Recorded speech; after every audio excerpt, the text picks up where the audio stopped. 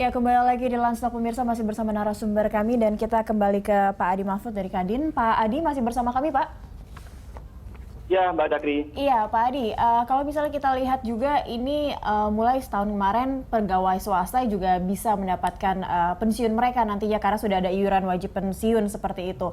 Nah, tapi bagaimana juga dengan mungkin ada perusahaan-perusahaan yang belum mendaftarkan atau mereka mendaftarkan tapi tidak membayarkan pensiunan, ada juga seperti itu, Pak Latif? Sudah ada. Sudah Jadi ada. sekarang tercatat 11 juta Ya.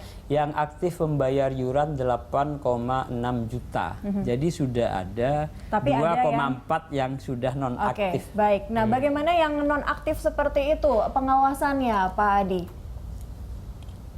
Ya, Mbak Dakri. Ya. Saya kira begini ya, BPJS ini kita lihat dulu semangatnya. Itu saya kira yang paling penting. Halo? Iya, silakan Pak.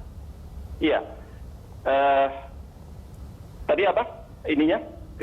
Ya, seperti apa pengawasannya terhadap mereka yang memang mungkin belum mendaftarkan BPJS tenaga kerjanya bagi karyawan mereka atau yang memang tidak aktif untuk membayarkan iurannya seperti itu? Oke, baik.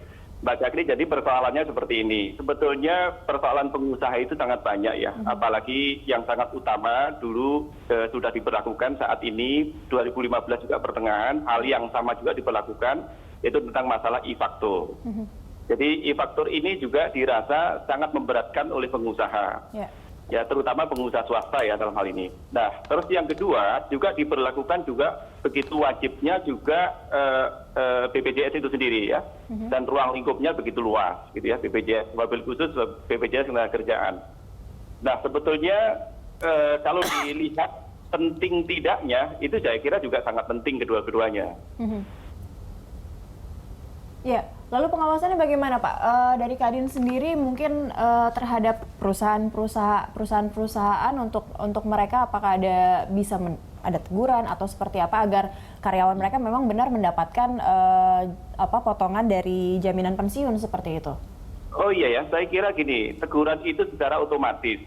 Ya, wabil khusus misalnya kalau kita ada keterkaitan dengan pihak pertama, kedua maupun ketiga.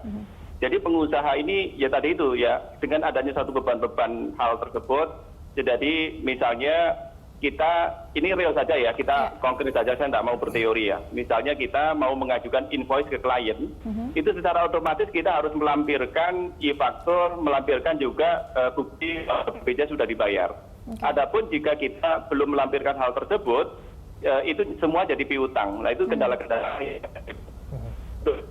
Kita sendiri sebagai pengusaha itu sangat tidak keberatan untuk menjalankan hal itu. Nah, dari sinilah sebetulnya apa yang terjadi di luar sana, dalam arti sosialisasi itu sendiri dari BPJS saya kira juga masih belum begitu merata. Tidak semuanya para pengusasaha dan karyawan itu ngerti dalam hal ini. Nah, disitulah sebetulnya semangatnya kerjasama kita dengan BPJS yaitu Kadin Indonesia untuk mensosialisasi secara masif yaitu secara nasional. Oke, baik. Pak Adi, tapi kalau dari sisi pendaftarnya sendiri, apakah ada kesulitan-kesulitan tertentu mungkin yang dialami oleh pengusaha sehingga mungkin saja mereka enggan begitu mendaftarkan ke BPJS Ketenagakerjaan? Mungkin karena itu tadi ada potongan-potongan tersebut, mungkin juga kalangan pekerjanya keberatan. Itu tuh ada tidak sebetulnya kesulitan itu, Pak Adi? Saya kira ada juga ya, tetapi kan itu juga tergantung dari jenis pengusahanya. Kalau kami, yang kami tahu di ruang lingkup, terutama pengusaha yang ada di Kadin Indonesia, saya kira kita sama komit. Disinilah sebetulnya sebagai wadah kita bersama. Jadi kalau kita mau memajukan karyawan, tentu komitmen-komitmen itu memang harus diutamakan. Nah, disinilah sebetulnya persaingan secara otomatis di lapangan. Jadi hanya pengusaha-pengusaha yang punya komitmen dan termasuk di belakangnya juga memang kuat dalam hal ini, saya kira juga bisa menjalankan, itu bukan satu masalah. Oke, jadi memang tadi yang disampaikan Pak Adi tidak masalah sebenarnya untuk memenuhi kebutuhan jaminan pensiun untuk karyawannya ya. Iya, betul. Ya baik, Pak Latif, sosialisasi ini memang harus digaungkan gitu, karena kan ini yang mendapatkan potongan si karyawan dan dibebankan juga kepada perusahaan. Makanya ini memang masih butuh waktu untuk mencapai 5-6% untuk kenaikannya. Seperti jadi apa program sosialisasinya? jaminan sosial itu memang harus dilakukan dengan sosialisasi dan edukasi secara berkelanjutan gitu ya. Karena ini kan menyangkut kesadaran bagi pekerja maupun pemberi kerja atau pengusaha. Karena itu kami dari BPJS Ketenagakerjaan all out gitu untuk langsung berinteraksi dengan pekerja maupun perusahaan. Di semua channel kita kita lakukan, termasuk memberikan kemudahan pelayanan untuk mendaftar kepada BPJS Ketenagakerjaan. Bahkan kita dengan MOU kerjasama dengan berbagai pihak gitu, sampai kepada pengusaha retail gitu, supaya akses atau kemudahan bagi peserta itu untuk mendaftar. Karena ukuran keberhasilan kami sebagai badan penyelenggara itu, ukurannya itu adalah berapa banyak sih jumlah pekerja yang sudah menjadi peserta BPJS. Karena itu adalah bentuk perlindungan sosial ekonomi, karena mereka mendapatkan risiko sosial ekonomi. Karena penghasilannya berkurang atau terputus karena usia pensiun, karena hari tua, karena dia mengalami kecelakaan maupun karena dia meninggal dunia. Gitu. Tapi kalau dari kalangan pengusaha sendiri agak ogah-ogahan gitu, susah juga ya buat mensosialisasikan ke pekerjanya, kan mereka yang paling banyak interaksi dengan pekerjanya. Jadi setelah jadi undang-undang BPJS, kesadaran masyarakat saya kira sudah mulai tumbuh gitu, bahwa ini sekarang ini kan jaminan sosial sudah diadopsi masuk ke dalam undang-undang dasar. Jadi lebih kuat sebetulnya.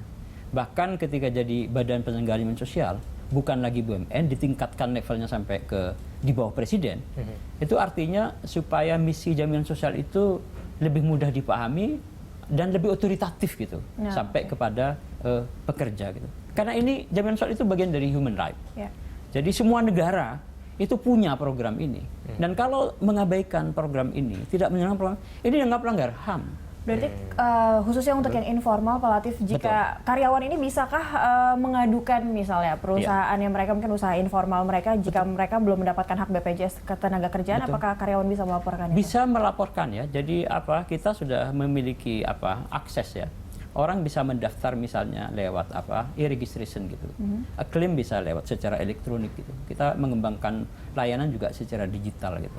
Orang bisa ke retail misalnya, ke Indomaret sudah bisa bayar dari situ. Jadi kemudahan itu sudah dirasakan sebetulnya. Dan kami yakin kalau pekerja dan pengusaha tahu manfaatnya program jaminan sosial, mereka pasti menyesal kalau nggak ikut gitu. Karena itu penting gitu untuk menjaga level kehidupan yang layak bagi kemanusiaan gitu. Jadi tapi ini karena kita masih baru ya, secara wajib gitu. Makanya memang tidak ada juga program jaminan sosial itu seperti membalikkan tangan gitu. Butuh proses.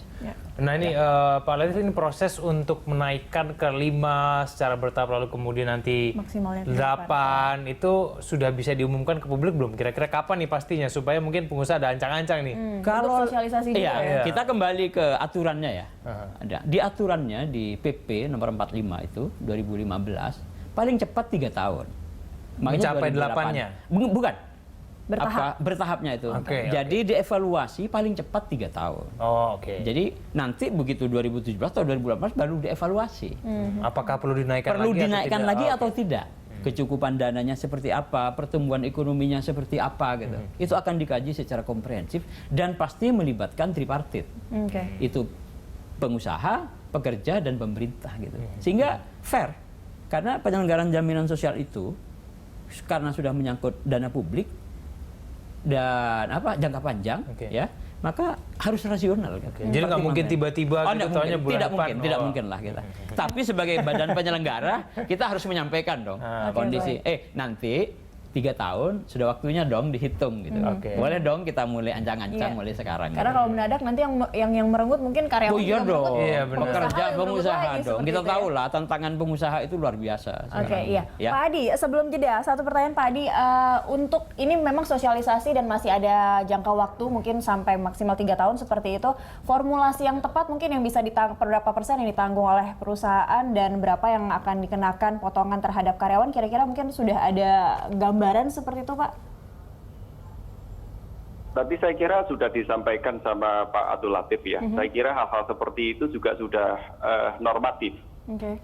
Namun demikian yang paling penting adalah komitmen kita bersama. Sejauh mana kita dalam hal ini BPJS itu juga saling mengerti. Jadi tidak serta-merta saklek juga menjalankan regulasi yang sudah sedemikian normatif tadi. Juga harus mengerti paradigma bagaimana kita menjadi pengusaha, bagaimana kesulitan-kesulitan kita sebagai seorang pengusaha. Saya kira pemakluman-pemakluman itu, tapi bukan berarti dimaklumi begitu saja, tidak. Pemakluman tanda kutip sejauh memang pengusaha itu memang punya komitmen dengan karyawannya, saya kira kenapa tidak. Tetapi kalau terlalu saklek, tidak mau tahu, itu mungkin yang dalam hal ini juga pengusaha juga kok begini ya, gitu ya. Nah, saya kira kata kunci yang paling penting tadi sudah disampaikan sama Pak Abdul Latif.